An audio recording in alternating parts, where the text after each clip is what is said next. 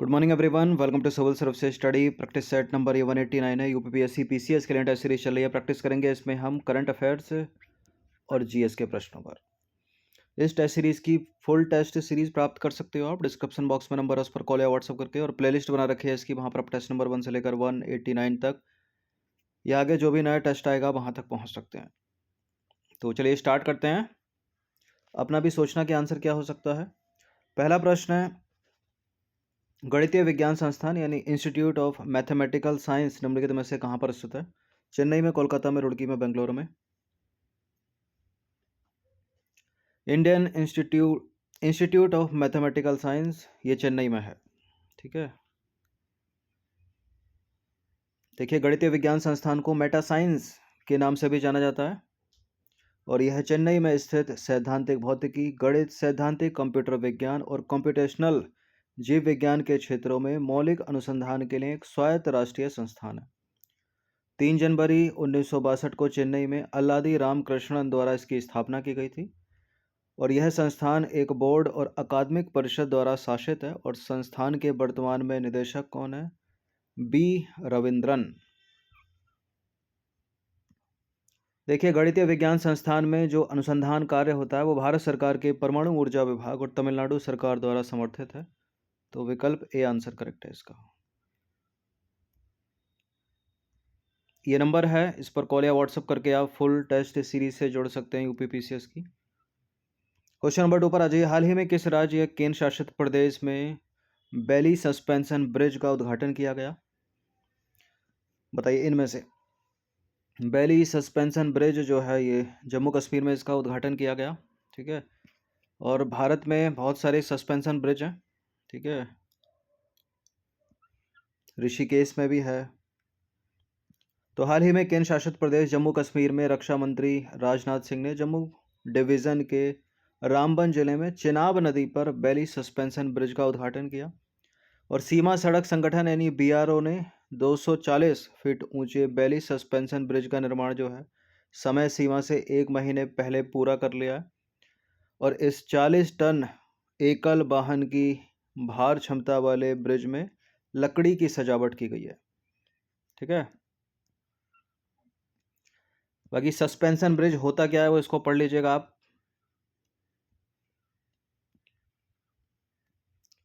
चलिए question number 3 पर आ जाइए। हाल ही में किस देश ने चीन के सहयोग से निर्मित पोखरा क्षेत्रीय अंतर्राष्ट्रीय हवाई अड्डे का उद्घाटन किया? बताइए कहाँ पर है ये पोखरा क्षेत्रीय अंतर्राष्ट्रीय हवाई अड्डा? नेपाल में है ये। ठीक है। चीन के सहयोग से इसका उद्घाटन हुआ है। तो नेपाल के प्रधानमंत्री पुष्प कमल दहल प्रचंड ने पोखरा में जो है चीनी सहायता से निर्मित अपने देश के तीसरे अंतर्राष्ट्रीय हवाई अड्डे का उद्घाटन किया है। और पोखरा क्षेत्रीय अंतर्राष्ट्रीय हवाई अड्डा जो है चीन के फ्लैगशिप प्रोजेक्ट नेपाल चीन belt and road initiative operation के तहत जो है वो बनाया गया है। और नेपाल सरकार ने चीन के साथ मार्च 2016 में इस एयरपोर्ट के लिए $215.96 मिलियन के सॉफ्ट लोन एग्रीमेंट पर हस्ताक्षर किया था। और पुष्प कमल दहल प्रचंड ने उद्घाटन समारोह में कहा, इस हवाई अड्डे के साथ पोखरा जो है कई देशों के साथ संपर्क का केंद्र बन गया है। क्वेश्चन नंबर 4 पर आ जाइए। 17वें प्रवासी भारतीय सम्मान पुरस्कार से सम्मानित मोहम्मद इरफान अली किस देश के राष्ट्रपति हैं? गुयाना के हैं ये। ठीक है। सी है इसका आंसर। देखिए, प्रवासी भारतीय दिवस की बात करें तो प्रवासी भारतीय दिवस सम्मेलन जो है भारत सरकार का एक प्रमुख कार्यक्रम है और यह विदेशों में रहने वाले भारतीयों के साथ जुड़ने और संपर्क स्थापित करने तथा प्रवासी भारतीयों को एक दूसरे के साथ संवाद करने के लिए एक महत्वपूर्ण मंच प्रदान करता है। और 17वां प्रवासी भारतीय दिवस सम्मेलन मध्य प्रदेश सरकार के साथ साझेदारी में 8 जनवरी से 10 जनवरी 2023 तक इंदौर में आयोजित किया गया। और प्रवासी भारतीय दिवस सम्मेलन का विषय क्या रहा? प्रवासी अमृतकाल में भारत की प्रगति के लिए विश्वसनीय भागीदार। ठीक है। देखिए, लगभग 70 विभिन्न देशों के 3500 से अधिक प्रवासी सदस्यों ने प्रवासी भारतीय दिवस सम्मेलन में हिस्सा लेने के लिए जो है पंजीकरण करवाया था। और गुयाना सहकारी गणराज्य के राष्ट्रपति डॉक्टर मोहम्मद इरफान अली मुख्य अतिथि, इसको याद रखना, मुख्य अतिथि कौन है? डॉक्टर मोहम्मद इरफान अली, ठीक है, गुयाना सहकारी गणराज्य के राष्ट्रपति हैं। तथा सूरीनाम गणराज्य के राष्ट्रपति श्री चंद्रिका प्रसाद संतोखी विशेष सम्मानित अतिथि के रूप में जो है सम्मेलन को संबोधित किया था। तो मुख्य अतिथि कौन है 17वें प्रवासी भारतीय दिवस सम्मेलन पर? डॉक्टर मोहम्मद इरफान अली। और विशेष सम्मानित अतिथि कौन है? चंद्रिका प्रसाद संतोखी। चंद्रिका प्रसाद संतोखी सूरीनाम गणराज्य के राष्ट्रपति हैं और गुयाना के हैं मोहम्मद इरफान अली। और ये जो गुयाना के 9वें राष्ट्रपति हैं मोहम्मद इरफान अली, इनको जो है 17वें प्रवासी भारतीय सम्मेलन पुरस्कार के 21 जो प्राप्तकर्ता लोग थे उनमें से एक हैं ये। क्वेश्चन नंबर 5 पर आ जाइए। हाल ही में निम्नलिखित में से किस राज्य सरकार ने door to door parcel product योजना जो है शुरू की है? Telangana, Paschim Bangal, Rajasthan, Bihar. Door to door parcel product योजना बिहार की सरकार, डी है इसका आंसर।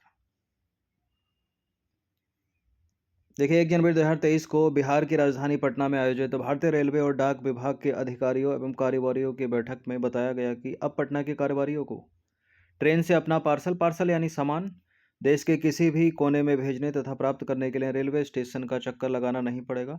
और इसके लिए जो है डाक विभाग तथा भारतीय रेलवे मिलकर door to door parcel product योजना शुरू कर रहे हैं। इस योजना के तहत पार्सल को बिना टूट फूट के सुरक्षित जो है पहुंचाया जाएगा। और इसके लिए डाक विभाग ने जो है बजाज एलियांज बीमा कंपनी के साथ समझौता किया है, जिसके तहत पार्सल के कुल लागत का 30% और जीएसटी प्रीमियम देकर भी जो है बीमा करा सकते हैं। और इसके तहत 100% बीमा का लाभ जो है कारोबारियों को मिलेगा। और इसके अलावा कारोबारियों को पार्सल को बुकिंग स्थान पर जो है 24 से 36 घंटे के बीच पहुंचाया जाएगा। और इस योजना के तहत 35 से 100 किलो तक का पार्सल जो है बुक किया जाएगा। तो बिहार का नाम याद रखिएगा इस योजना में। क्वेश्चन नंबर 6 पर आ जाइए। निम्नलिखित में से किसे साहित्य अकादमी अनुवाद पुरस्कार से सम्मानित किया गया है? यानी वो नॉवल या वो उपन्यास किसी और भाषा में होगा और उस भाषा से किसी दूसरी भाषा में उसका अनुवाद किया गया होगा। तो किसको मिला है साहित्य अकादमी अनुवाद पुरस्कार? डॉक्टर रत्नेश्वर मिश्र, ठीक है, ऑप्शन नंबर ए है इसका आंसर। देखिए 29 दिसंबर 2022 को साहित्य अकादमी ने हिंदी, मैथिली और कोंकणी भाषा में वर्ष 2022 का अनुवाद पुरस्कार प्रदान किए जाने की घोषणा की, जिसमें बिहार के डॉक्टर रत्नेश्वर मिश्र को चमन नाहल के अंग्रेजी उपन्यास आज़ादी के मैथिली अनुवाद के लिए मिला है मैथिली भाषा का साहित्य अकादमी पुरस्कार। क्वेश्चन नंबर 7 पर आ जाइए। 68वें राष्ट्रीय फिल्म पुरस्कारों में सर्वश्रेष्ठ फीचर फिल्म का पुरस्कार निम्नलिखित में से किस फिल्म को मिला? किसको मिला था? सोराराई पोट्रू, ठीक है, अभिनेता का नाम है सूर्या।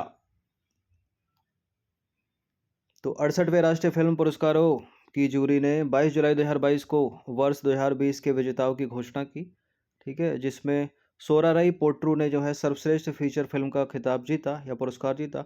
सोराराई पोट्रू ने 4 सबसे बड़े पुरस्कारों में जो है वो 3 जीते हैं। अच्छा, सोराराई पोट्रू के जो अभिनेता हैं सूर्या और Tanaji the unsung warrior film के जो अभिनेता अजय देवगन, इनको संयुक्त रूप से मिला था 68वें राष्ट्रीय फिल्म पुरस्कार में सर्वश्रेष्ठ अभिनेता का पुरस्कार इन दोनों को, ठीक है, अजय देवगन को और सूर्या को मिला सोराराई पोट्रू के लिए और तानाजी द अनसंग वॉरियर के लिए मिला अजय देवगन को संयुक्त रूप से। क्वेश्चन नंबर 8 ये इंडियन पॉलिटी का प्रश्न है। मुख्य सूचना आयुक्त के संदर्भ में निम्नलिखित कथनों पर विचार करेंगे। मुख्य सूचना आयुक्त केंद्र सरकार द्वारा निर्धारित अवधि के लिए पद धारण करेगा और राज्य सूचना आयुक्त के वेतन, भत्ते और सेवा के अन्य नियम और शर्तें राज्य सरकार द्वारा निर्धारित की जाती है। मुख्य सूचना आयुक्त केंद्र सरकार द्वारा निर्धारित अवधि के लिए पद धारण करेगा, राष्ट्रपति के प्रसाद पर यंत्र है। देखिए राष्ट्रपति के प्रसाद पर यंत्र नहीं है, बिल्कुल केंद्र सरकार द्वारा निर्धारित अवधि के लिए ही पद धारण करेगा, यानी 65 वर्ष की आयु, इनमें से जो भी पहले पूरा हो जाए। दूसरा वाला गलत है। राज्य मुख्य सूचना आयुक्त के वेतन, भत्ते, सेवा शर्तें और जो दूसरे नियम हैं वो केंद्र सरकार द्वारा निर्धारित किए जाते हैं, ठीक है, इसमें दोनों केंद्र सरकार है, मुख्य भी और राज्य भी। तो गलत है दूसरा वाला स्टेटमेंट, केवल पहला वाला ही करेक्ट है।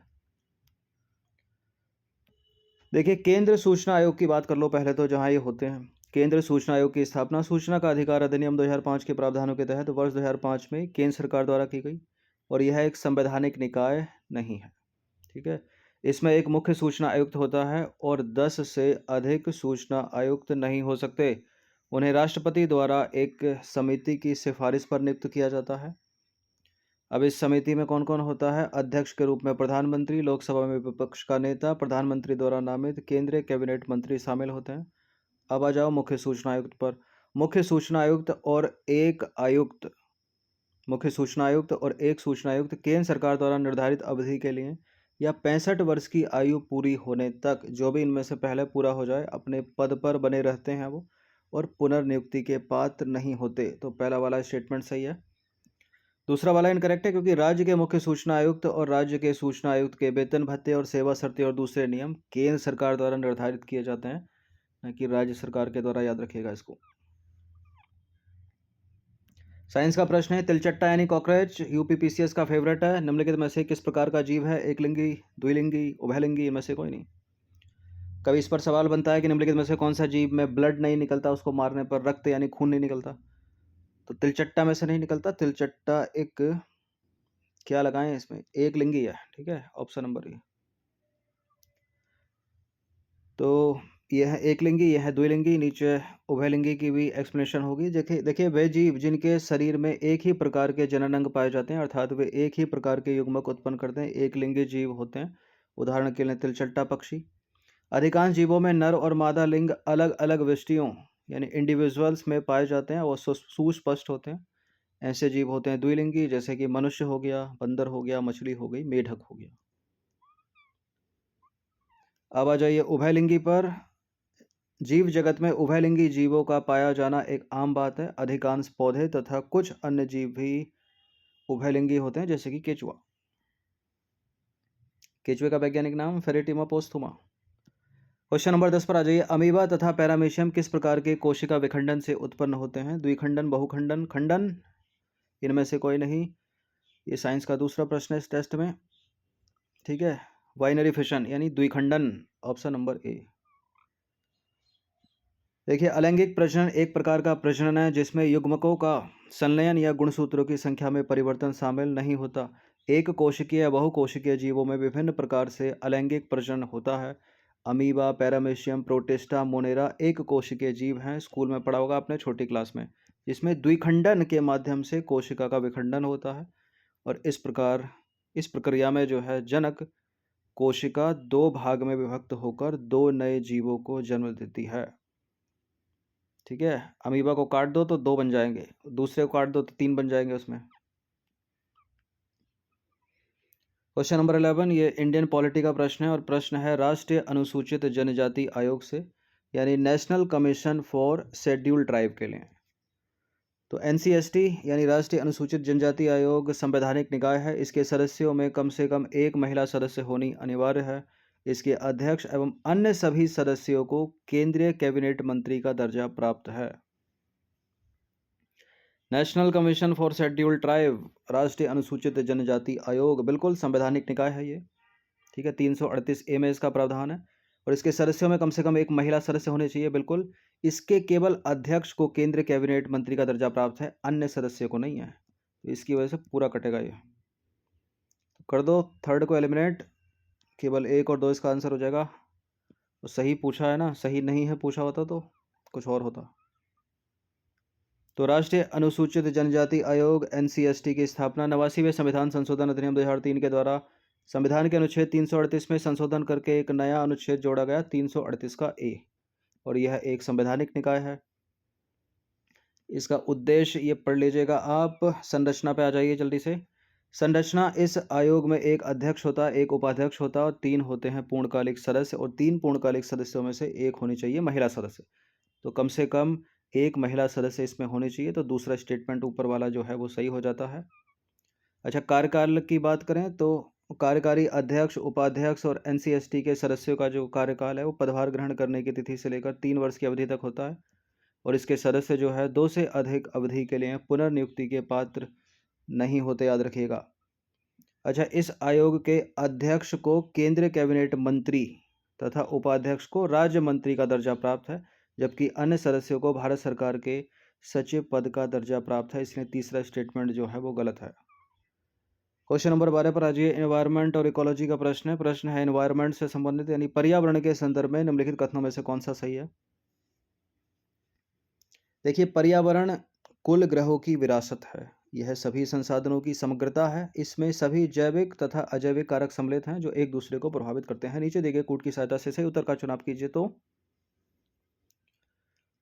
बिल्कुल, यह कुल ग्रहों की विरासत है, सभी संसाधनों की समग्रता है, जैविक अजैविक घटक हैं इसमें, एक दूसरे को प्रभावित करते हैं। तो सारे के सारे करेक्ट हैं, डी है इसका आंसर। देखिए, पर्यावरण को ग्रहों की कुल विरासत और सभी संसाधनों की समग्रता के रूप में परिभाषित किया गया है। इसमें जैविक और अजैविक कारक सम्मिलित होते हैं जो एक दूसरे को प्रभावित करते हैं। इंग्लिश में इनको बायोटिक कंपोनेंट और ये हैं एबायोटिक कंपोनेंट। अच्छा, सभी जीवित तत्व जैसे कि पशु हो गया, पक्षी हो गए, पौधे हो गए, जंगल हो गए, मत्स्य पालन, ये जैविक तत्वों में शामिल है यानी इसमें।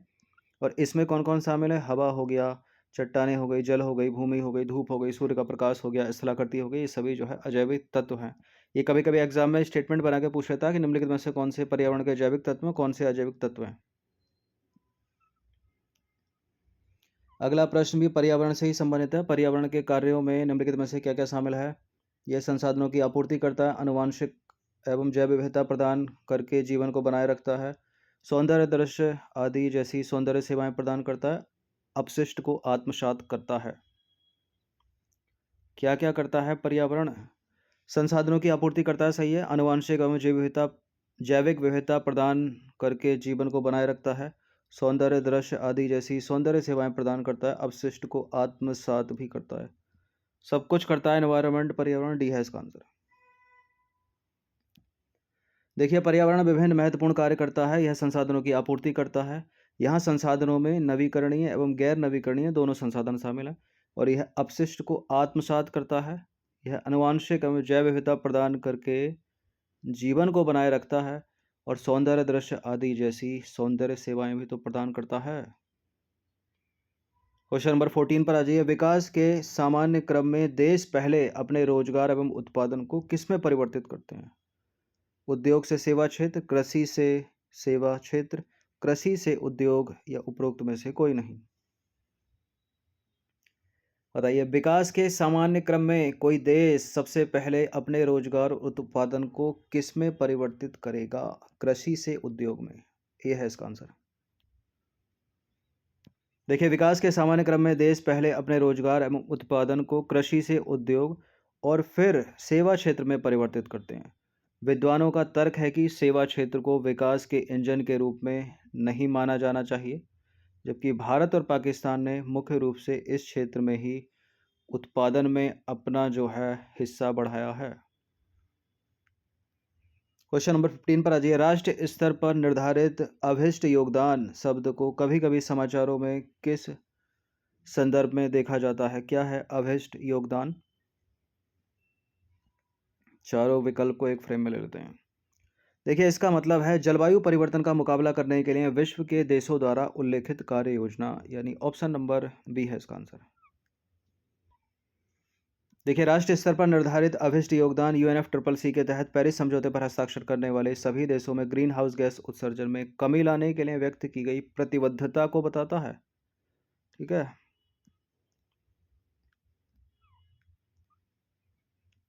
इन सभी टेस्ट का PDF भी प्राप्त कर सकते हो।